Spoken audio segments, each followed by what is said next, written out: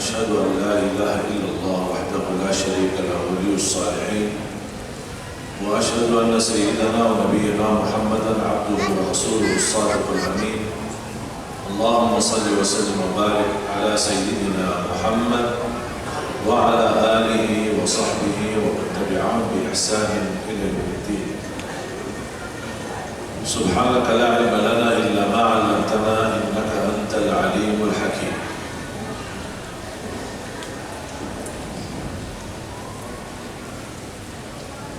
Alhamdulillah, syukurillah, para alim ulama, para kiai, para asatiz, khusus seluruh pengurus di Masjid Ahmad Yani, semoga semua dimuliakan dan diberkahi Allah Subhanahu wa taala. Kaum muslimin muslimat, mukminin mukminat. Alhamdulillah, syukurillah, masih diberikan oleh Allah Subhanahu wa taala kesempatan untuk kita teruskan perjuangan dan safari dakwah. Dan insyaallah target kami mudah-mudahan dengan izin Allah Subhanahu wa taala berkunjungi 1000 titik. Dan inti daripada program safari dakwah untuk membangun dan mencetak 1 juta penghafal Al-Quran untuk Indonesia tercinta.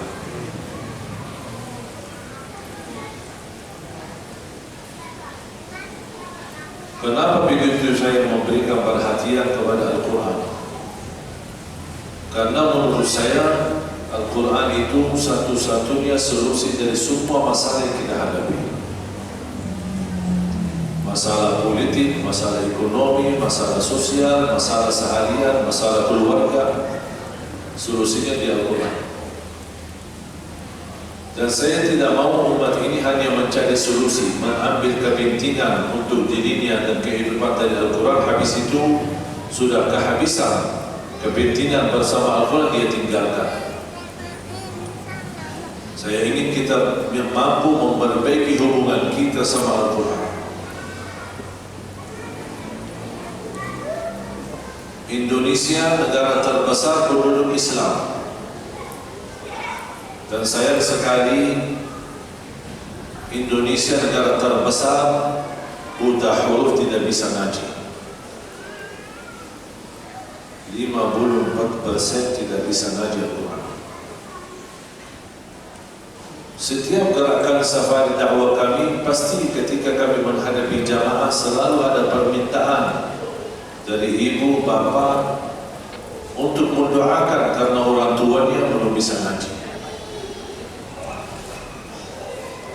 Dan selalu saya berkata, boleh orang tua gagal menjadi penghafal Al-Quran atau mengaji, tapi mohon jangan gagalkan anakmu dan keturunanmu menjadi penghafal Al-Quran. Al-Quran bukan kalam manusia, bukan kitab biasa, tapi Al-Quran kalamullah, kitab yang suci, sempurna, la yatihi al-batil min baini yadayhi wala min khalfihi, tanzilun min hakimin hamid. Tidak ada sedikit pun kebatilan di dalamnya, tidak ada keraguan. Dzalikal kitab la raiba fihi, tidak ada keraguan di dalamnya. Hak, benar, sempurna, memberi petunjuk kepada yang terbaik, bukan yang baik saja, yang terbaik. Al-Quran memberikan solusinya dan jalan yang baik dalam kehidupan. Inna hadzal Qur'ana yahdi lillati hi aqwam. Sesungguhnya Al-Quran memberi petunjuk kepada jalan yang terbaik.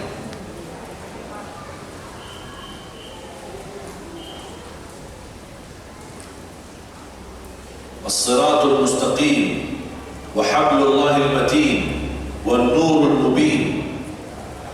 Al-Quran itu tali hubungan kita sama Allah Subhanahu wa taala.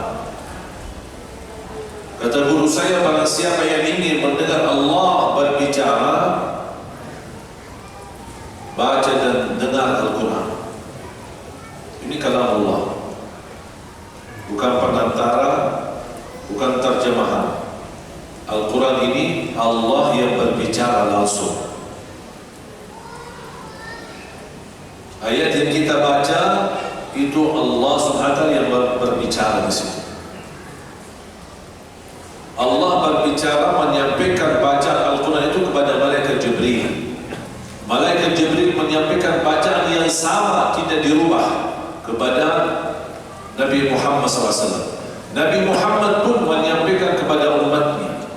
Itu yang disebutkan kata talaqi. Talaqi itu mendapatkan, berguru. Dan tidak ada yang lebih mulia daripada ijazah Al-Quran.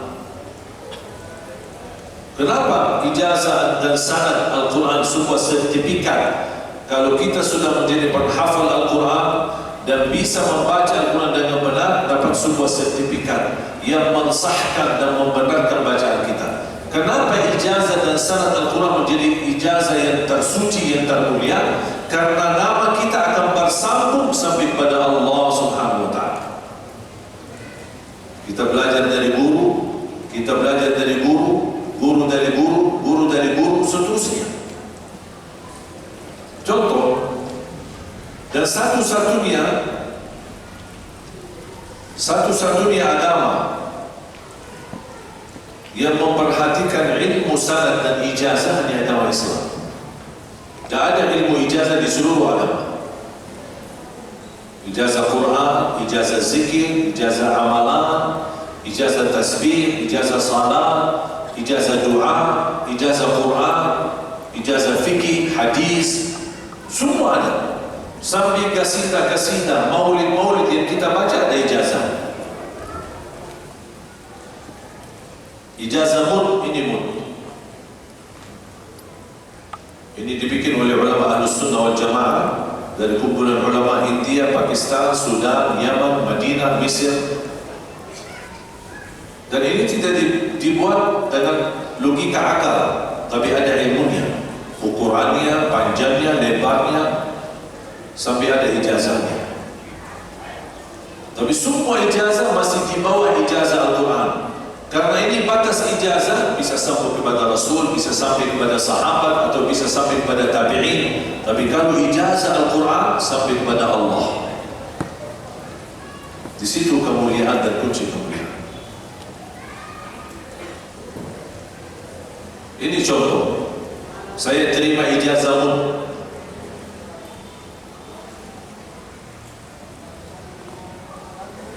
Dan guru saya menyampaikan, وقد أكرمنا الله تعالى بالانضمام إلى هذه الثلة المباركة المحافظة على هذه السنة العظيمة بالحصول على المد والإجازة فيه بالسند المتصل بالرواية والدراية من الشيخ الفاضل الدكتور عبد الرحمن بن محمد سعيد سراج الكناني القرشي الأصل والمدني المولد. Ini guru saya masih hidup.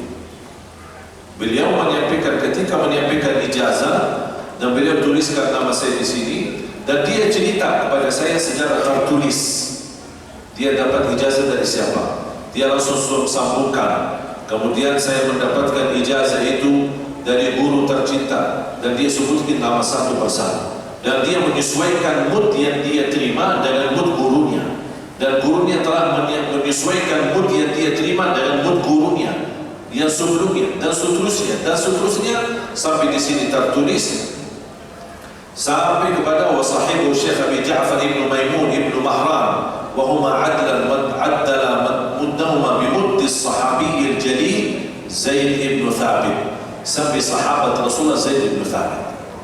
Itu namanya ijazah.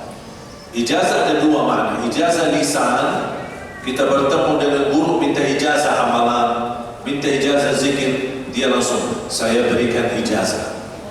Kita jawab apa? Qabiltu, saya terima ijazah. Ada ijazah tulisan yang bisa meyakinkan, dan kita menuliskan nama, nanti pas kita terima nanti akan dituliskan. Seperti misal, waqad ajaztu Adan Arawati. Ada salah satu jamaah namanya Adan Arawati, saya tulis.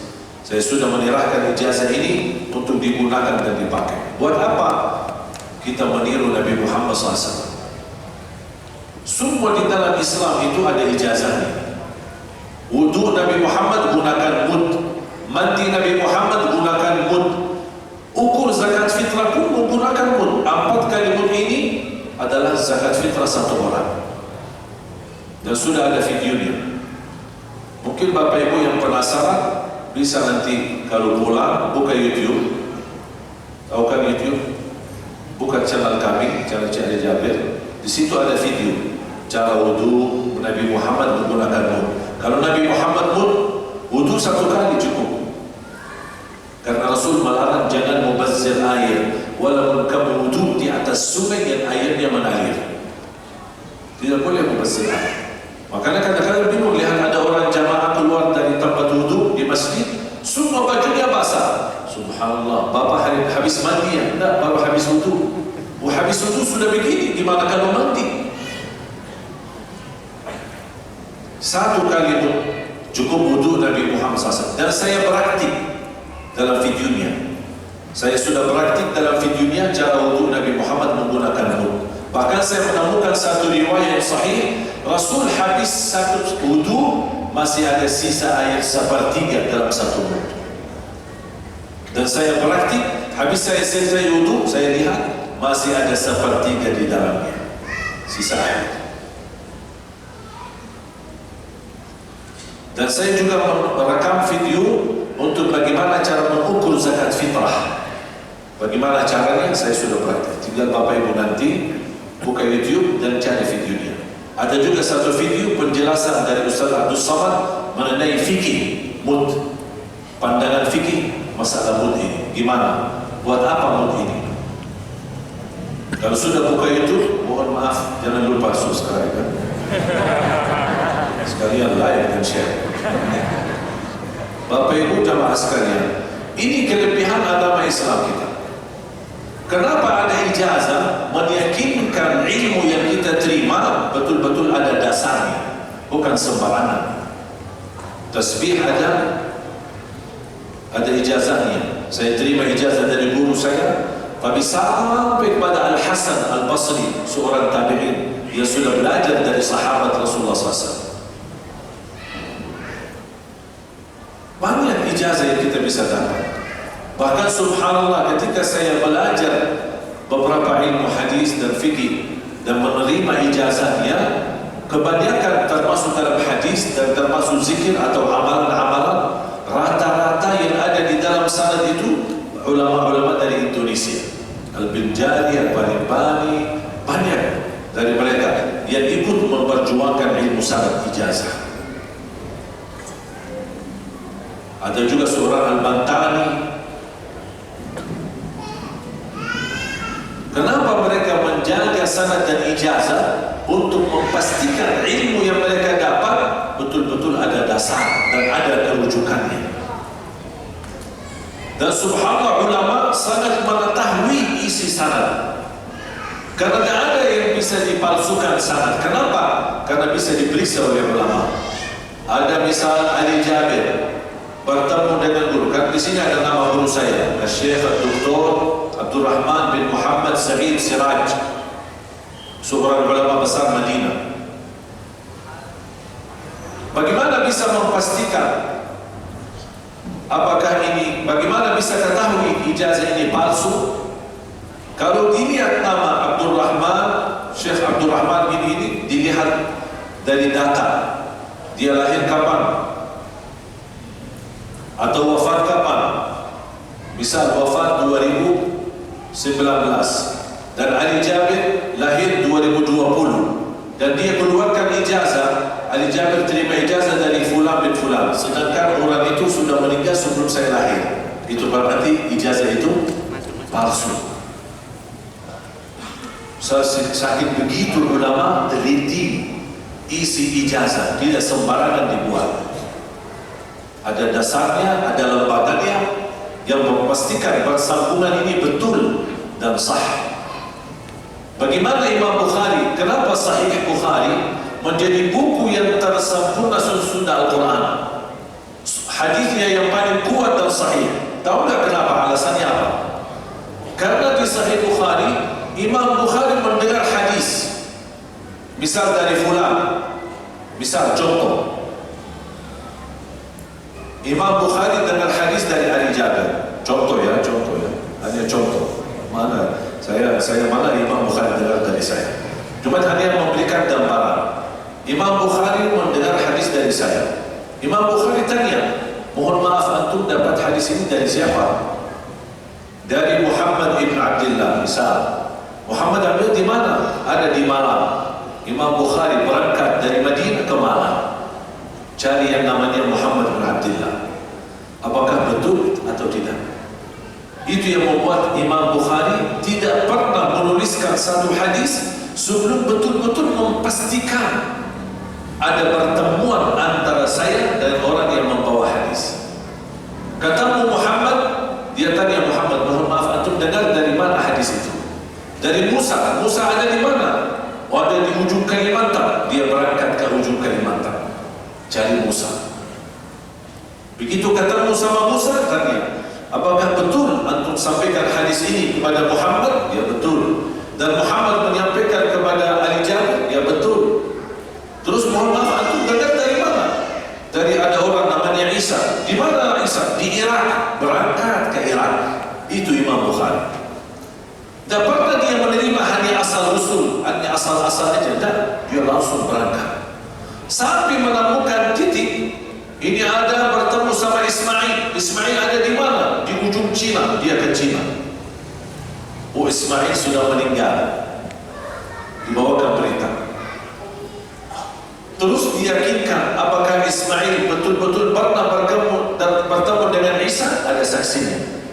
Sudah dipastikan, baru Imam Bukhari menuliskan hadis. Di jalur hadis ini benar. Makanya ulama mengangkat habis Imam Bukhari sudah betul-betul memastikan urutan sanad, urutan susunan nama-nama. Habis itu dia salat 2 rakaat istikharah. Habis selesai salat, dia sujud di padang pasir sambil nangis, sampai air matanya tercampur dengan pasirnya tanah, padang pasir. Nangis dan dia minta, ya Allah, tolong tunjukkan saya. Kalau memang ini hadis betul dipersabdakan oleh Rasul, saya akan tuliskan. Kalau ya Allah itu hadis ternyata tidak benar, mohon ya Allah selamatkan saya, jangan sampai saya menuliskan hadis yang tidak benar. Sekarang kita gampang, terima WA, share. Hadis sahih dah tahu. Hadis gimana? Allahu a'lam. Saya dapat dari grup sebelah. Saya lompat lagi. Tak boleh. Tidak cukup walaupun kita terima dari grup sebelah. Kalau kita belum tahu ini hadis sahih atau tidak, jangan sharekan. Kalau anda sharekan ternyata hadis itu palsu, atau hadis tidak punya dasar, atau hadisnya tidak sahih, kita akan membawa dosanya sampai hari kiamat. Dan termasuk bergabung dengan orang yang membohongi Rasulullah SAW, mengataskan nama Rasul tapi bohong. Dan Rasulullah SAW bersabda, menggambarkan orang-orang yang berbicara atas nama Nabi Muhammad SAW akan disediakan tempat di dalam neraka Jahannam. Man kadzaba alayya muta'ammidan falyatabawwa maq'adahu minan nar. Barang siapa yang berbohong atas namaku, Allah sediakan tempat di neraka Jahannam. Hati-hati, jangan main-main sama hadis Rasulullah. Kalau anda belum yakin, jangan di-sharekan. Cukup kita lihat dan cukup kita tahu, tapi jangan di-sharekan sebelum anda memastikan. Banyak sekarang ter-share, orang-orang men-sharekan ada amalan, apalagi mimpi amalan, suruh baca La ilaha illallah 4444 berapa itu. Kalau kurang berarti tidak sah, tidak ada gunanya. Dan harus sampaikan amalan ini kepada 10 orang, akan menerima berita gembira. Habis itu wafat. Mana berita gembira? Tidak ada berita gembira, bohong, palsu. Kalau anda ingin sukses, harus sampaikan kepada 10 orang. Kalau 9 orang, tidak bisa. Tidak ada amalan begitu di dalam Islam. Banyak sekarang di-sharekan di antara kita. Masuk berita, ada zikir apa gitu. Sampai ada orang bersumpah, demi Allah saya mimpi bertemu Siti Fatimah atau bertemu fulan bin fulan, bertemu ulama, dan dia menyampaikan suruh baca qul huwallahu ahad 100 kali. Dan tidak cukup hanya baca, harus di-sharekan minimal 10 orang. Kalau tidak terkabul hajatnya. Kalau anda tidak amalkan, hati-hati bakal datang kecelakaan. Saya pernah terima macam ini. Saya baca, ya udah saya hapus. Saya menunggu kecelakaannya mana? Tidak ada. Mungkin kalau datang waktu sebelum ditusuk, oh ini kecelakaan, itu sudah. Tapi sudah dulu, sudah lama, sudah bertahun-tahun. Hati-hati jamaah sekalian, yang terkait hal agama, hati-hati. Makanya di situ ada ilmu sanad, ijazah. Saya senang, ini kan bahasa Arab yang asli. Saya buat lagi bahasa Indonesia. Kenapa bahasa Indonesia? Yang buat jamaah yang tidak mengerti bahasa Arab, supaya faham apa yang dibaca. Ijazahnya seperti apa? Saya, walaupun secara singkat, kalau bahasa Arab kan padat, saya singkatkan bahasa Indonesia supaya tahu ada dasarnya sampai mana, hadisnya seperti apa, sahabatnya siapa, ada dasar. Termasuk pelajaran Al-Quran. Kenapa harus belajar bersama guru? Tidak cukup melalui MP3 atau YouTube. Mungkin kita bisa melihat YouTube, ikut baca dari YouTube. Ini boleh hanya sebagai ikhtiar, tapi tetap harus berguru. Tidak cukup dengan YouTube, harus berguru. Sekarang apa yang terjadi? Karena tidak ada guru, perkembangan hafal Al-Quran alhamdulillah cukup banyak. Tapi mohon maaf, buru-buru ikut program hafal Al-Quran 3 bulan bisa tembus hafal 30 juz. Ikut program karantina selama 4 bulan bisa hafal 30 juz. Habis selesai, jumpa tes Al-Fatihah, kacau. Dan benar bacaan. Saya tidak suka seperti itu. Bahkan guru saya di Madinah, salah satu imam besar Masjid Nabawi dan ulama Al-Quran, dia berkata, yang paling aku tidak suka dimainkan Al-Quran. Membaca Al-Quran dengan benar wajib, menghafal Al-Quran tidak wajib. Sekarang orang berlomba-lomba hafal, tapi bacaannya tidak benar. Kami membangun dalam program 1 juta penghafal Al-Quran, dan alhamdulillah program ini sudah jalan. Dan sudah alhamdulillah melahirkan ratusan orang penghafal Al-Quran. Mohon maaf, angka 1 juta masih panjang, masih besar. Tapi saya percaya dan yakin, kalau kita masih berlangkah terus, pasti akan sampai. Kalau kita jarak dekat, tapi tidak pernah berlangkah, tidak akan sampai. Dan saya selalu berdoa, ya Allah, aku mohon, jangan cabut nyawa saya sampai menjadi kenyataan 1 juta penghafal Al-Quran untuk negeri kita tercinta Indonesia. Amin. Apalagi habis ditusuk, saya langsung tingkatkan lagi doanya. Ya Allah, jangan dulu ya Allah. Ada janji saya samamu ya Allah, jangan dulu saya mati. Tak boleh ya Allah, jangan dulu. Itu urusan saya sama Allah, bahasa saya sama Allah. Ya Allah, jangan, aku mohon, belum selesai tugasku. Nanti kalau sudah selesai, tak apa-apa, cabut nyawa saya. Saya terima walaupun ditusuk 100 kali, tak apa-apa. Yang penting jangan mati dulu. Saya tingkatkan, dan selalu saya titip orang tua saya, tolong doakan supaya ini menjadi kenyataan. Dan metode kami ada 5 metode Madinah. Membaca huruf yang benar. Sebelum membaca Quran, sebelum membaca hafalan, kita mulai dari huruf. Karena salah kita bukan dari segi bacaan, ucapan huruf yang belum benar. A'udhu, beda. Ini ukurannya. 2 jari, masukin mulut. A, coba. A. Kalau sebalik sedikit lebar, A. Beda tak suara? Berarti ada yang salah. Apalagi kalangan anak-anak. Wah, Bismillah, salah. Bismillah, beda. Beda dia suara pasti ada yang salah. Jangan biasakan anak-anak kita mengarit-ngarit ayatnya. Diajarin dari kecil begini. A'udzu billahi minasyaitonir rajim. Bismillah. Itu tidak boleh. Sekarang kita lihat, saya pernah bertemu anak nenek yang baca, tapi nampaknya dari kecil begitu. Ayo. Bismillahirrahmanirrahim. Yasin. Sudah usia 90 tahun. Kalau ini sudah terlanjur. Tapi kalau anak-anak jangan membiasakan mereka mengarit-garit hurufnya. Ajari Bismillah.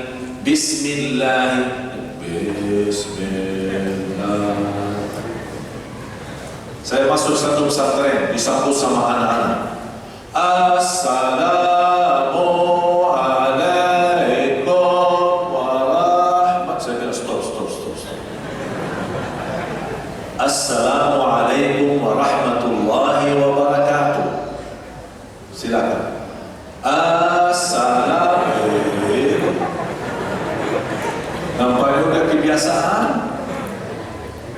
Ini namanya mengarit-garit hurufnya, mengakibatkan apa? Salah baca. Biasakan, walaupun mohon maaf masih kecil, belum mengerti tak apa-apa. Sebenarnya Al-Quran tidak susah, tapi kita yang belum terbiasa. Biasakan mereka. Bismillah. Orang datang ke rumah, ada seorang bapak sama anak. Assalamualaikum.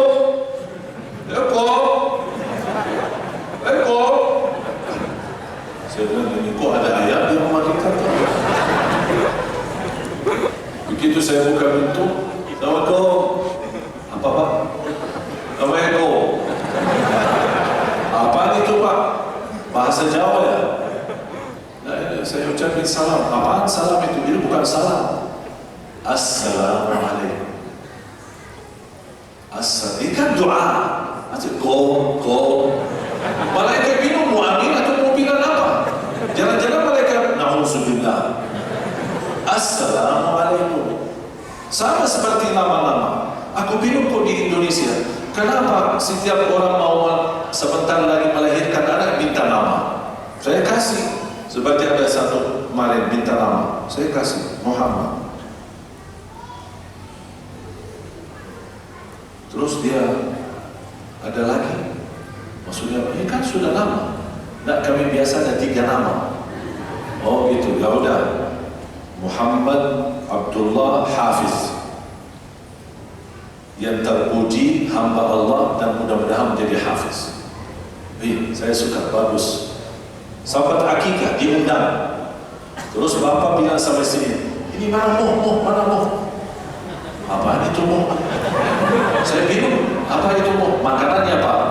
Bukan makanan anak saya. Muh, saya kan kasih Muhammad Abdullah Hafiz. Nah, kami biasa kalau Muhammad yang kita singkat. Apa Muh? Capek deh. Bapak sudah kasih 1 nama, Bapak merasa tidak cukup. Saya kasih 3 nama, malah ujung-ujungnya jadi Muh. Astagfirullahaladzim. Katanya di Indonesia biasa suka singkat. Abdullah, Dula. Abdul Karim, Rib. Tak boleh. Nama Allah tidak boleh disingkat. Namanya Abdullah. Panggilannya Abdullah. Apalagi ada Asmaul Husna. Jangan mainkan sama Asmaul Allah. Ini nama-nama Allah yang suci. Abdul Razzaq. Zak. Apa Zak? Astagfirullahaladzim. Semua terlalu disingkat. Lama kelamaan saya dipanggil nanti Lili. Apaan itu Lili? Itu Syekh Ali Jabir. Lili jadinya. Ufantas ada orang kirim singkat. Assalamualaikum SHJ. Apaan SHJ itu? Assalamualaikum. Oh, Syekh Ali Jabir. Semua serba singkat. La haula wa la quwwata illa billah. Nama itu doa, apalagi Asmaul Husna, doa. Tolong dijaga. Atau sudah kalau mau minta nama untuk anaknya, jangan minta yang panjang. Sudah minta nama Mo, itu namamu. Udah, Mo, udah. Karena di ujung-ujungnya panggilannya Mo. Buat apa saya kasih Muhammad? Tolong mohon Bapak Ibu jamaah sekalian diperhatikan itu.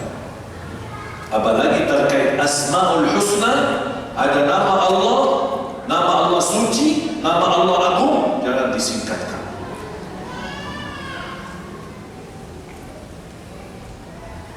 Sampai Al-Quran itu pun bisa diakali.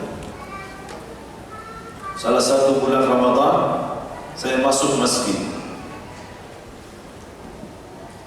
Di hari ketiga, saya ketika masuk masjid, salat tahiyatul masjid, habis itu saya duduk. Ada di samping saya seorang pemuda. Ini hari 3 Ramadan. Pas saya perhatikan, dia lagi baca surat Tabarak Al-Mulk. Saya kaget. Subhanallah, sudah di hari ketiga, sudah sampai suratul Mulk. Masya Allah, berarti 3 hari kurang lebih bisa khatam. Kalau sudah suratul Mulk sebentar lagi khatam kan? 29 sama 30. Ini di hari ketiga. Saya ingat di masa sahabat, setiap 3 hari khatam. Kalau di bulan Ramadan mereka setiap malam khatam. Kalau Imam Syafi'i di bulan Ramadan 60 kali khatam. Satu hari 2 kali khatam. Begitu saya bilang, Masya Allah, saya kagumi antum, Masya Allah. Saya aja belum sampai di situ. Antum sebentar lagi khatam. Dia kayaknya bingung. Kenapa? Kayaknya saya salah faham. Memang kenapa? Soalnya saya mulai dari bawah. Astagfirullahaladzim. Indonesia. Sampai Al-Quran diangkat. Khatam dari Al-Fatih sampai atas, malah dia masih dari atas sampai ke atas. Kayaknya masuk surga kebalik ya. Masuk surga mundur ya. Indonesia. Ini khas Indonesia. Tidak ada yang di mana-mana. Itu yang membuat saya betah di Indonesia.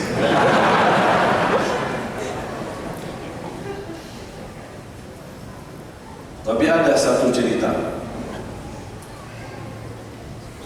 Ini pengalaman yang sangat berkesan di hati saya.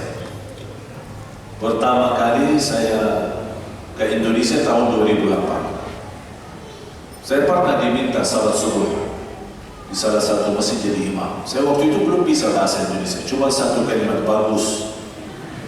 Orang bicara bagus. Apa kabar? Bagus. Sudah makan? Bagus. Itu aja saya jawab. Kata teman saya, bilang aja bagus. Apa orang ngomong? Bagus saja. Orang pasti paham. Mau kemana? Bagus. Saya diminta jadi imam. Coba bayangkan karunia Allah diberikan kelancaran bahasa. Coba kalau saya masih belum bisa bahasa Indonesia, translate, nanti jamaahnya dari kelamaan translate. Tapi Allah berikan kemudahan bahasa Indonesia. Saya jadi imam salat subuh. Ini baru pertama kali saya salat jadi imam di Indonesia. Sejarah. Pas saya maju jadi imam, saya ingat di masa waktu saya di Madinah, imam di salah satu masjid di kota Madinah, sampai sekarang masjid kami masih ada. Kami kalau di Madinah biasanya salat subuh panjang. Mungkin yang Bapak Ibu sudah umrah lama. Kalau saya waktu jadi imam di masjid di Madinah, rakaat pertama suratul Rahman, rakaat kedua suratul Waqiah. Saya ingat pas di Madinah jadi imam subuh, saya baca suratul Rahman. Rasa saya masih penuh. Rakaat pertama suratul Rahman, rakaat yang kedua suratul Waqiah. Habis salam nampaknya masih ada banyak jamaah yang pulang. Tadi masih kayaknya full ya, sekarang jadi separuh. Rasanya belum jamaah siap untuk panjang. Baru pengurus masjid kasih tahu, mohon maaf kami bukan tidak mau sholat, tapi tidak biasa panjang-panjang. Habis itu saya belajar sedikit demi sedikit. Kalau Indonesia tidak bisa panjang-panjang, tidak bisa lama-lama. Kalau kulhu bisa dibagi dua, terima kasih.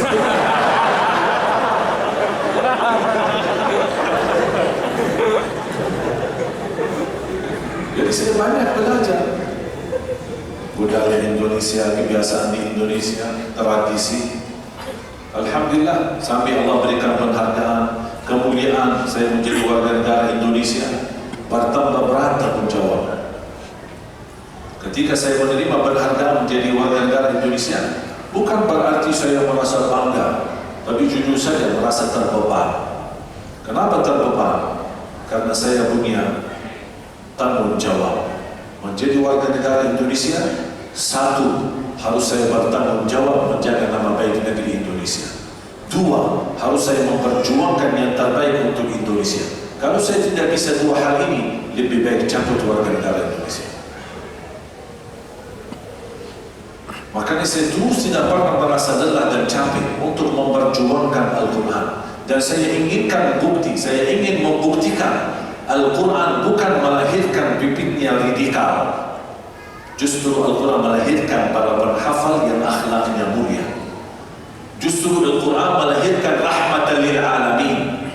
Di dalam agama ada perintah salat. Di dalam Al-Quran ada menghormati perbedaan. Di dalam Al-Quran ada menghormati berbeda agama. Lakum dinukum waliyadin. Di dalam, coba lihat, tidak ada di dalam ayat Al-Quran menunjukkan kekerasan. Sampai orang yang menzalimi kita, Al-Quran masih menawarkan boleh balas dendam, tapi jangan berlebihan balas dendam, akhirnya menjadi menzalimi orang itu. Kalau tidak bisa menjaga balas dendam, tidak melebihi batas, lebih baik sabar. Karena sifat manusia kalau balas dendam pasti akan melebihi balasan dari apa yang dia dapat. Ditusuk satu mata, kita balas dua mata ditusuk. Itu namanya manusiawi. Sifat manusia suka membalas dendam dengan berlebih-lebihan. Makanya Islam Al-Quran mengajarkan kalau tidak bisa membalas dendam yang sesuai, lebih baik sabar. Kalau bisa sabar, ada lebih baik lagi, ikhlas. Ada lebih mulia lagi, memaafkan. Itu ajaran Al-Quran. Mana ada radikal? Tidak ada. Dan orang yang berani berkata Al-Quran mengajarkan radikal, mohon maaf, dia belum faham Al-Quran. Dan dia bukan ahli Quran. Belum tentu Al-Fatihah dia bisa baca dengan benar. Abaikan, tidak usah fikirkan. Kalau orang ahli Quran, penghafal Al-Quran, dan dia faham Al-Quran, dan dia berkata Al-Quran radikal, baru saya berani menghadap. Dan berani saya membalas perbicaraan dan saya tantang apa yang dia sampaikan. Tapi kalau orang awam yang berbicara Al-Quran itu radikal, saya tidak perlu balas. Kata Imam Syafi'i, saya mampu berdebat, menunjukkan kebenaran terhadap orang alim. Tapi kalau orang bodoh dan orang jahil, lebih baik diamkan. Cuma kita harus bekerja keras untuk menunjukkan betapa mulianya Al-Quran. Dan Al-Quran justru menyebarkan kedamaian, rahmatan lil alamin, keselamatan, kebersatuan, kemakmuran, keberkahan, bahkan perlindungan, penyembuhan dari segala penyakit, bahkan insyaallah kebahagiaan sampai menuju surga Allah Subhanahu wa taala. Amin. Dan salah satu karunia Allah untuk negeri kita Indonesia, alhamdulillah, masih di negeri kita bebas untuk memberikan kesempatan, manfaatkan kemudahan, manfaatkan keterbukaan di negeri kita Indonesia untuk menyebarkan kebenaran termasuk Al-Quran. Orang munafik, orang yang membawa kebatilan, musuh Islam, musuh Al-Quran, musuh dakwah, mereka bekerja keras, mereka menghabiskan tenaga, menghabiskan waktu, menghabiskan harta untuk menghancurkan Islam dan umat Islam. Kita tidak boleh kalah dengan perjuangan mereka. Mereka di atas kebatilan mereka berani. Masa kita di atas kebenaran kita malu? Kita juga harus berani. Tapi niat kita beda sama niat mereka. Kalau mereka bekerja keras untuk menghancurkan Islam dan umat Islam, kita juga bekerja keras, menghabiskan waktu, menghabiskan tenaga, menghabiskan harta, menghabiskan wakaf kita untuk membangkitkan Al-Quran.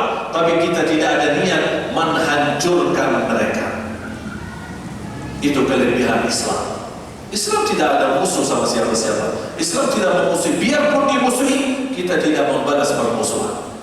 Kita balas dengan akhlak Nabi Muhammad sallallahu alaihi wasallam yang rahmatan lil alamin. Itu yang kita tawarkan.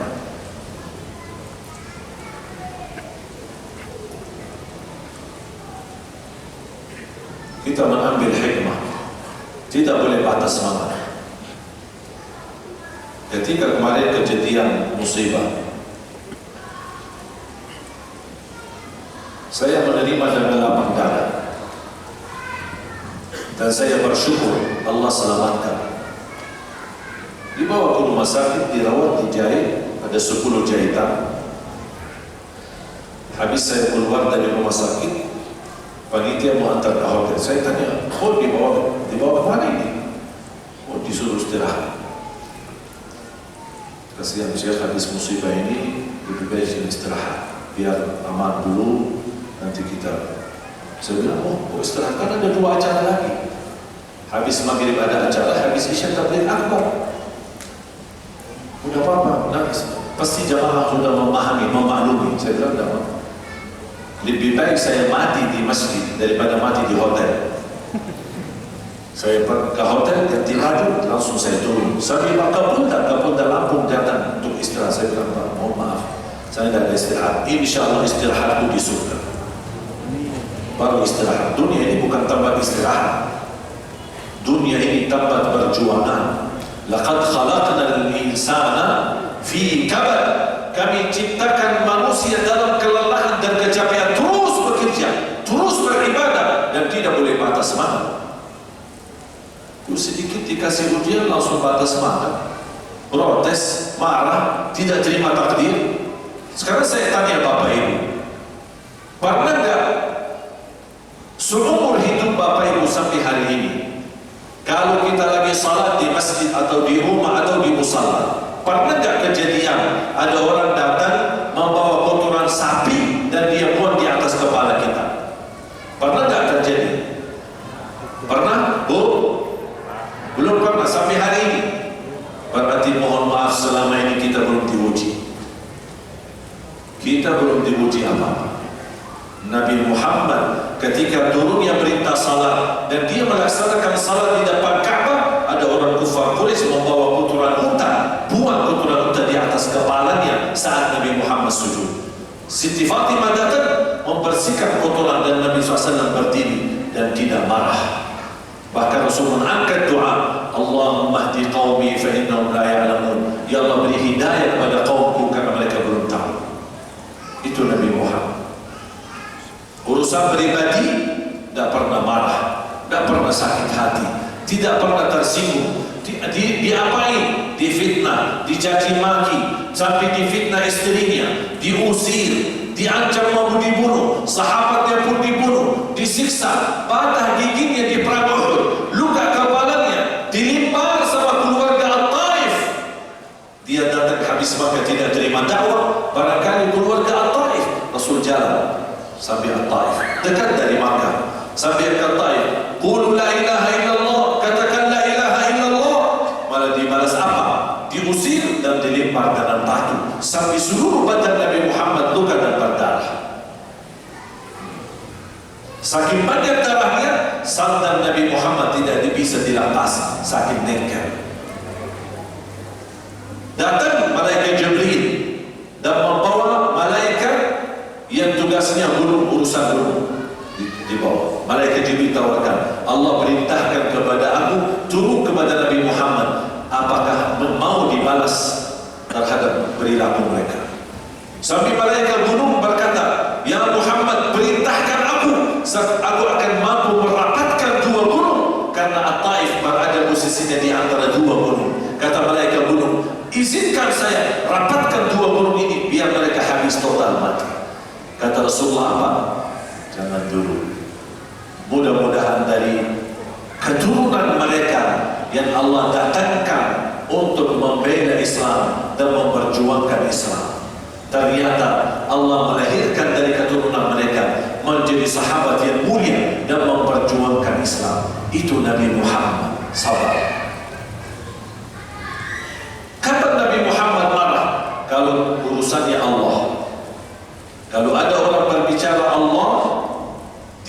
menghina Allah, menghina Al-Quran, menghina Islam, Rasul tidak terima. Tapi kalau urusan pribadi, Rasul maafkan. Makkah tempat kelahiran Rasul, 40 tahun Rasul bertahan di Makkah.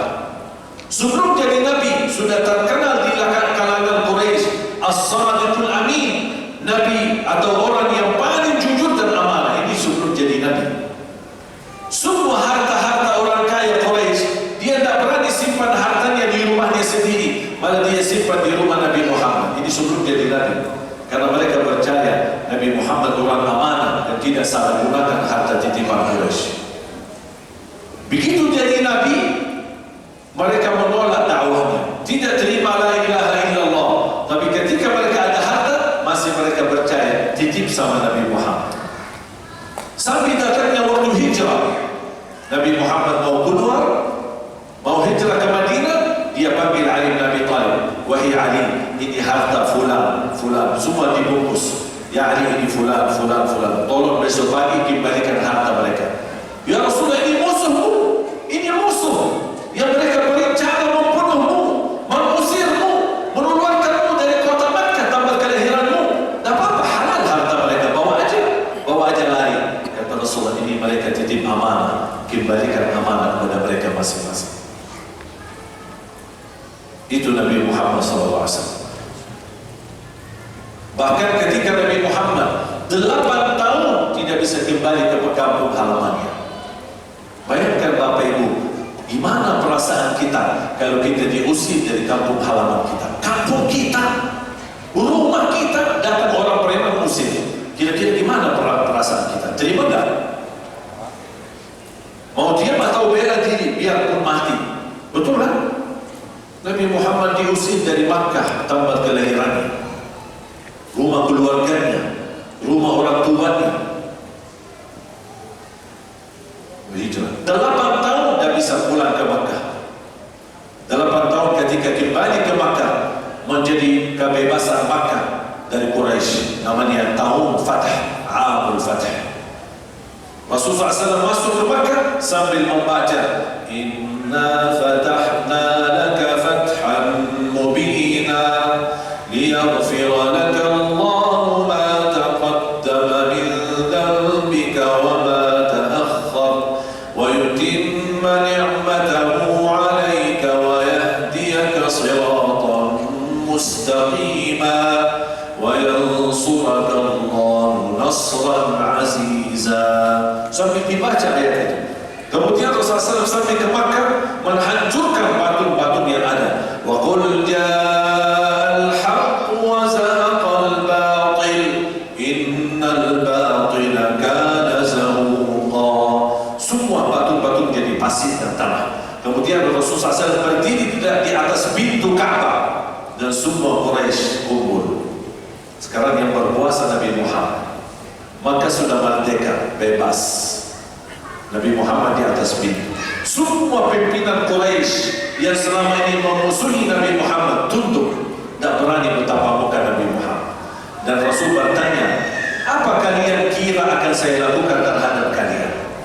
Ma tadhunnuna anni fa'ilun bikum? Kalian kira apa? Apa yang saya lakukan terhadap kalian sekarang? Apa mereka jawab? Akhun karim wa ibnu akhin karim. Kami kenal engkau Muhammad, saudara kami yang mulia dan dari keturunan yang mulia. Subhanallah, sekarang bahasanya mulia. Yang kemarin-kemarin hina, caci maki.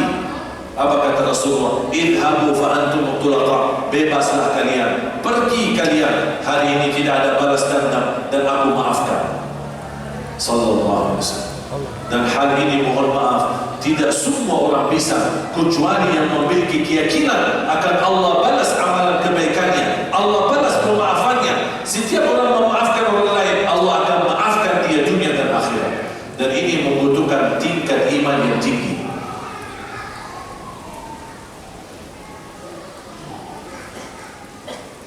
Dan kenapa saya bisa lapang dada menerima takdir? Karena saya percaya apa yang terjadi terhadap saya itu cuma takdir dari Allah.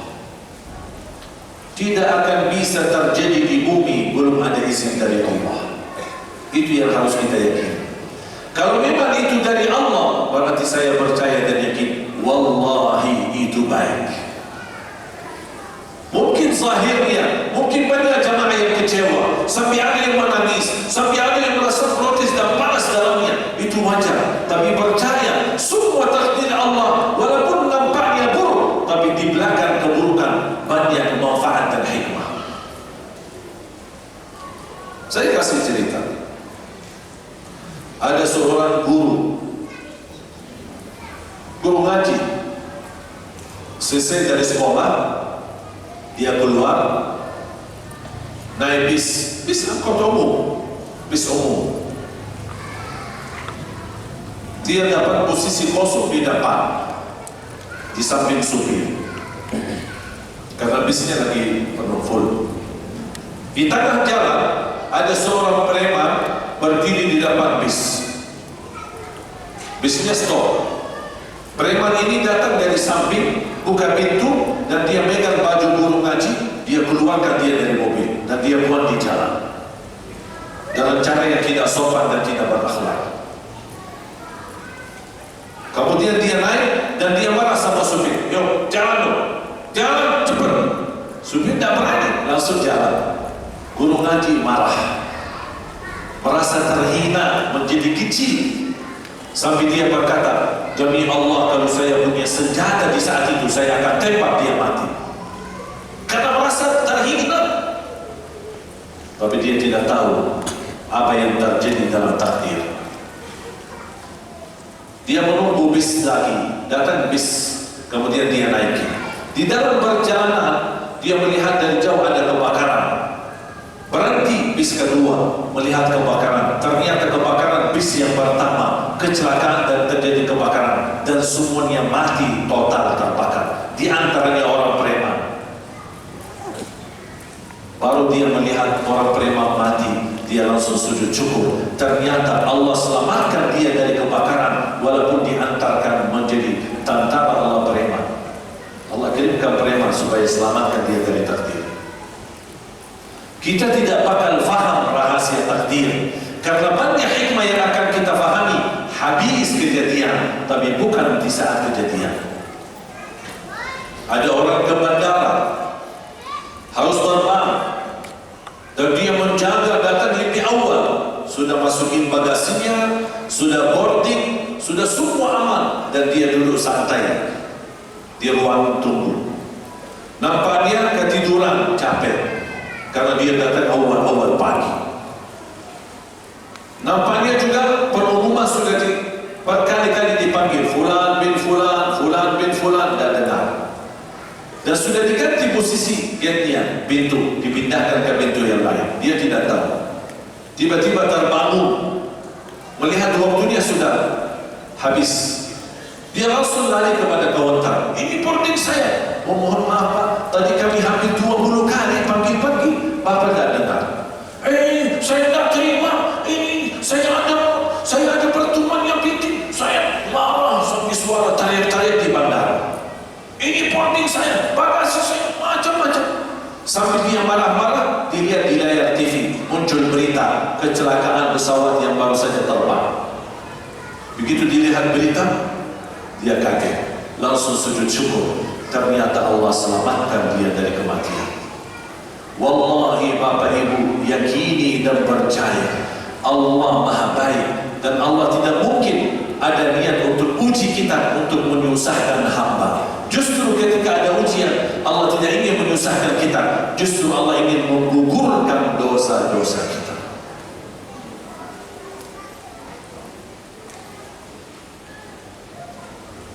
Ada satu cerita lagi. Maukah cerita? Kenapa saya membawakan cerita seperti itu? Saya ingin terbuka wawasan Bapak Ibu. Kalau saya bahas masalah takdir, mungkin banyak tidak begitu akan mengerti. Tapi insya Allah melalui cerita, Bapak Ibu akan faham apa makna daripada takdir. Ternyata Allah Maha Baik, dan Allah selalu memberi yang terbaik. Walaupun zahirnya ujian, tapi insya Allah ujung-ujungnya kita bersih dari dosa dan maksiat, dan kita diangkat derajat kita di sisi Allah Subhanahu wa Ta'ala. Ada seorang bapa, habis saya selesai acara di salah satu masjid, Saya bertemu, bapak usia sudah 80. Saya habis salaman, saya tanya, Pak, cita-citanya apa? Apa keinginannya? Ya Allah, doakan mudah-mudahan saya bisa ke tanah suci, haji dan umrah. Saya bilang, subhanallah, ini belum haji apa? Belum. Usia saya sudah 80 tahun. Penghasilan pas-pasan, kapan bisa berangkat? Tak bisa. Insya Allah saya doakan dan saya kasih amalan. Saya kasih amalan untuk dia. Kemudian, udah berjalan waktu. Beberapa bulan kemudian anaknya telepon. Tolong cuy doakan ayah. Kenapa ayahnya? Kecelakaan. Ditabrak mobil. Mohon mana? Rumah sakit mana? Dia kasih tahu rumah sakit. Saya datang ke rumah sakit. Begitu saya bertemu, belum salaman, alhamdulillah tidak terlalu parah, tidak terlalu luka. Dan dia cerita, apa Pak yang terjadi? Dah tahu pas malam itu habis isya, ada satu acara, habis selesai acara, saya pulang malam-malam ke rumah. Nampaknya saya mungkin tidak terlalu sadar jalan, kemudian saya nabrak jalan, tidak perhatikan ada mobil. Mobil itu tabrak saya. Ternyata mobil yang menabrak dia orang kaya. Pas begitu lihat langsung diangkat dibawa ke rumah sakit. Dan habis dirawat di rumah sakit, orang yang bawa mobil selalu datang kepada bapak itu. Mohon maaf Pak Haji, demi Allah saya tidak perhatikan Pak. Mohon maaf Pak Haji, saya benar-benar tidak sengaja nabrak Pak Haji. Mohon maaf Pak Haji. Pak Haji malah nangis bapak itu. Ya Allah, nangis sampai bapak yang bawa mobil tanya, ya Allah kenapa nangis? Sakit? Tidak sakit, cuma bapak dari tadi Pak Haji, Pak Haji, Pak Haji. Saya aja belum haji. Kaget orang kan, bapak belum haji. Langsung beliau ternyata ada hubungan baik sama Dubes Arab Saudi.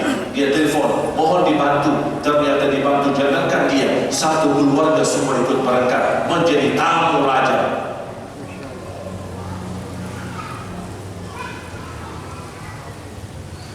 Tapi ternyata Allah wujudkan takdir dan terkabul hajinya.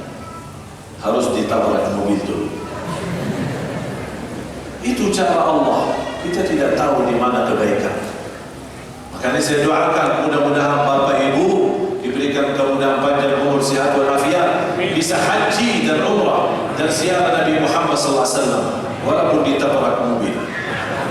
Mau enggak ditabrak mobil? Kita tidak tahu mana yang terbaik.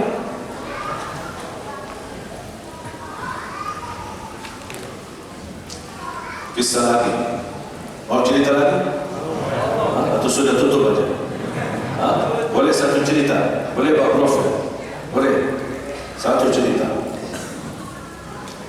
Ada seorang doanya selalu memohon kepada Allah Subhanahu Wa Taala. Ya Allah, jodoh yang salihah, yang cantik, yang kaya. Itu dah ada lagi. Tahajud, ya Allah, jodoh yang salihah, yang cantik, yang kaya. Habis salat, ya Allah, jodoh yang salihah, yang cantik, yang kaya. Tak ada doa yang lain. Tak ada minta ampun, minta kemudahan, minta sehat, tak ada. Itu aja doanya. Allah kasih kemudahan rezeki, dia ke tanah suci. Selama tawaf, 7 kali tawaf. Ya Allah, jodoh yang salihah, yang cantik, yang kaya. Sampai ada temannya protes. Pak, dari semenjak saya kenal Bapak, itu aja doanya. Ini doa berarti urusan saya sama Allah. Kenapa kamu ikut campur? Ya betul. Mau terserah, mau doa apa saja sama Allah, bebas. Selama doa itu mubah dan halal. Bukan berdoa, ya Allah saya buka usaha minuman keras, ya Allah mohon berkahi, ya Allah lancar makmur dengan malaikat, makmur dengan, bukan makmur malaikat, makmur syaitan. Itu tidak boleh, doa seperti ini tidak boleh. Selama doa mubah halal, bebas kita berdoa. Biarpun 1000 kali kita memohon kepada Allah, bebas. Pas Safa Marwah, sa'i sama itu aja kan. Tak ada yang lain. Sampai ada orang tanya, Pak, minta salihah, minta cantik, wajar. Kok minta kaya? Apa sudah salihah cantik sudah selesai? Pak, saya orang susah. Kalau susah sebelum nikah wajar, masa habis nikah susah lagi? Makanya saya minta yang kaya biar beres. Dan itu urusan saya sama Allah. Kenapa kamu yang sakit hati? Iya, malu. Terserah, bebas berdoa. Pulang dari haji ke kampung, sedang jalan menikmati di kampung, dan dia lagi menghayal, membayangkan, kapan ketemu jodohku yang salihah, yang cantik, yang kaya. Tiba-tiba di malam hari dimasuk dan dikejar anjing. Dia lihat anjing, dia lari, tambah dikejar anjing, sampai anjing gigit kakinya sampai berdarah. Datang mobil ambulan, dibawa ke rumah sakit. Di dalam mobil ambulan dia rasanya kesal. Ya Allah, selama ini saya minta jodoh yang salihah, yang cantik, yang kaya, masa dikirimkan anjing? Dia tidak tahu ada apa. Pas sampai ke rumah sakit, ternyata dirawat sama seorang dokter yang cantik, yang salihah, yang kaya, jadi jodohnya. Allah sebenarnya sudah kabul doanya, tapi jodohnya ada di mana? Di rumah sakit. Gimana supaya dia ketemu rumah sakit? Harus sakit dulu, baru diantar ke rumah sakit. Gimana dia sehat terus? Allah kirimkan anjing supaya dia digigit dan jadi sakit dan dirawat di rumah sakit. Begitu cara Allah. Yang belum berjodoh, saya doakan. Mau nggak saya doakan? Mudah-mudahan dapat jodoh yang saleh, yang cantik, yang kaya, yang bisa memimpin kita dan membawa kita bahagia selama dunia akhirat, walaupun tidak digigit anjing. Mohon maaf, cerita ini jangan dicari di Al-Quran, tidak ada. Saya bikin, saya buat. Kenapa saya buat cerita ini? Ini Medain Al-Jabir. Kalau lagi cari, kenapa saya bikin cerita? Saya ingin membuka wawasan Bapak Ibu supaya tahu takdir itu memang rahasia. Kita tidak bakal faham dan tidak bakal mengerti